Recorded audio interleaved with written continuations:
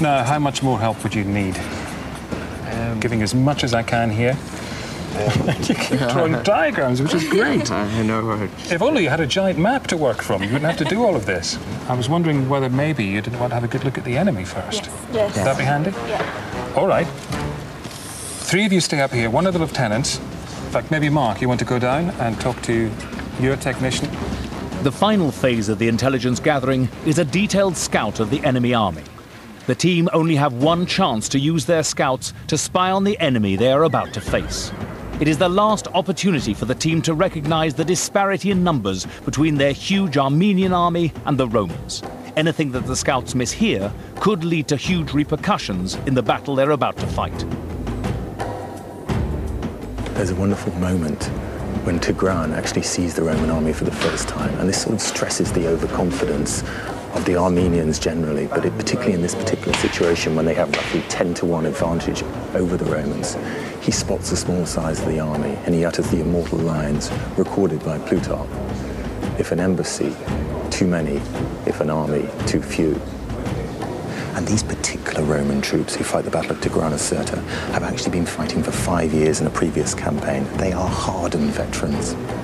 But not only that, they are grouped together in this very flexible formation of cohorts. In the old days, the legions used to be divided into 30 maniples. Now it's 10 cohorts, and the overall commander only needs to give orders to the 10 commanders under him for his army to be able to move.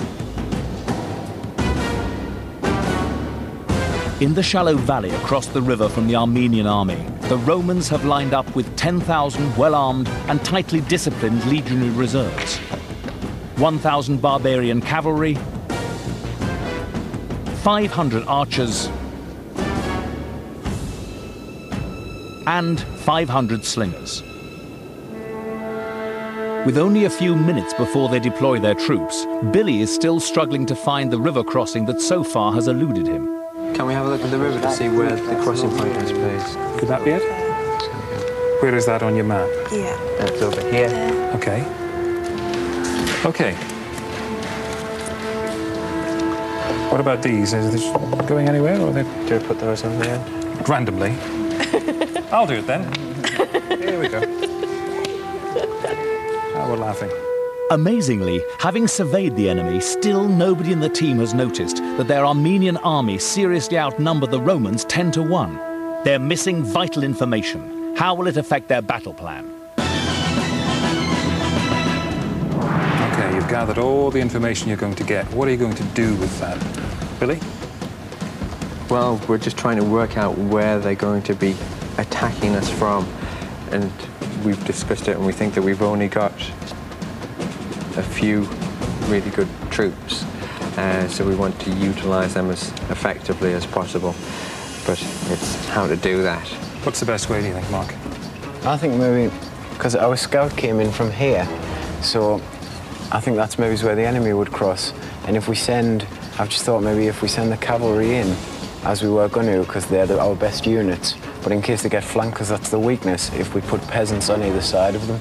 Mark has grasped the requirement for combining the horse with the foot to create a resilient combined arms unit or formation out there on the field.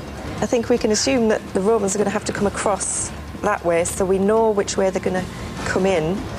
Can I just ask, you're assuming that they're going to come across to you. Do you want to go and engage them? You could cross the ford if you wanted to. Why wouldn't you do that? They've got armor on, and it will slow them down when they're going through the water. If we let them I think it's safer to let them come fire to at us. them. Yeah. So let them go through the water, and as they go through the water, fire.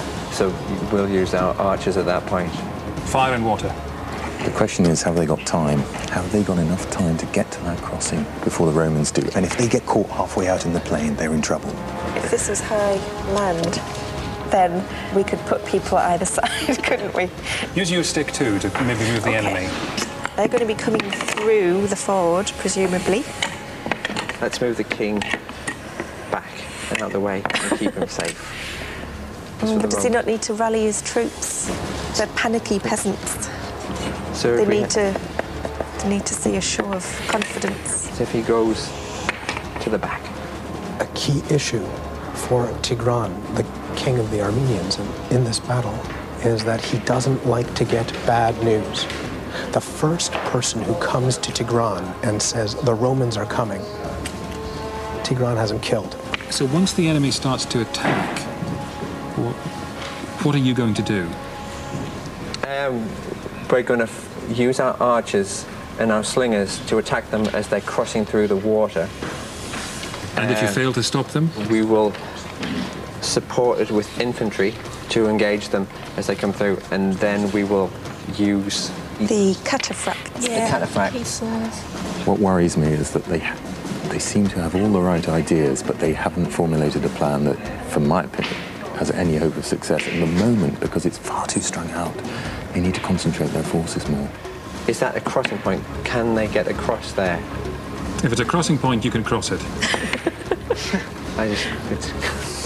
You know him better than me. Is he making this up? I'm just getting that impression. That's generally the way. And one question that they have not asked is, what happens if the Romans get across in good order before they take up those positions? They're assuming they will be able to move and take up those positions. If you look at the map as they had it laid out in terms of where the troops were actually positioned, they should have realized that the Romans were closer to the ford than they were.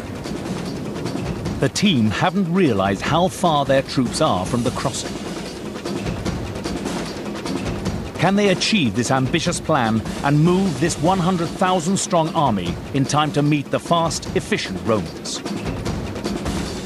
I think I've given you enough time to come up with your battle plan, and I'm confident you know what's going to happen. Somebody is, at least. Leanne, you know you're going to have to start barking orders very soon. I will, yes. Good luck. It's time to deploy your troops.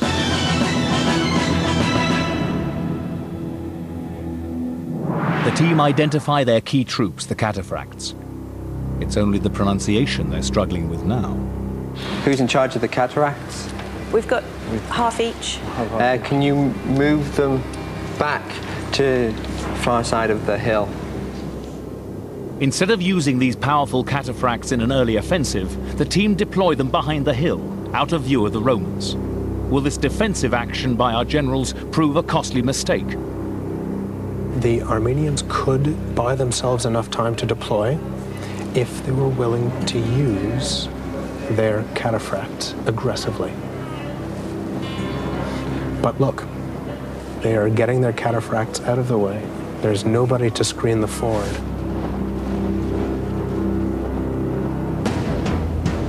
However, the efficient Roman machine has already slid into action, moving towards the ford.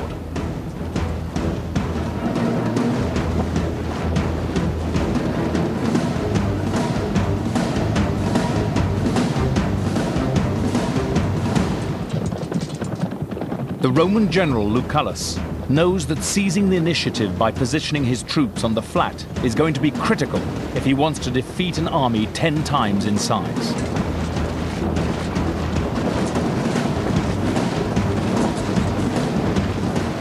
The Romans are skilled and drilled at rapid movement across country, even though Roman heavy foot are comparatively slow moving compared with lighter forces.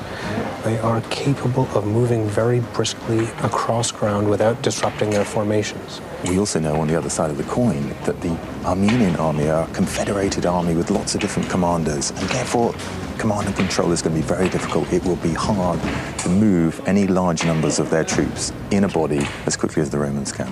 And if you could bring the archers and place those on the hills, please. The team generals start to deploy their second key troops, the Armenian archers. But with the enemy on the move, have they made their first error by only sending one small unit of troops to face these organized Romans? And still the Romans advance ever nearer the ford. Do we want the archers to run and get exhausted? What state are they in at the moment? They're marching eager and fresh at the moment, but there's still quite a long way to go. Could they run? Is that a good idea? No, because it might tire them out by the time they get there. Let them walk. They need to get a move on if they hope to stick to their plan to take the high ground.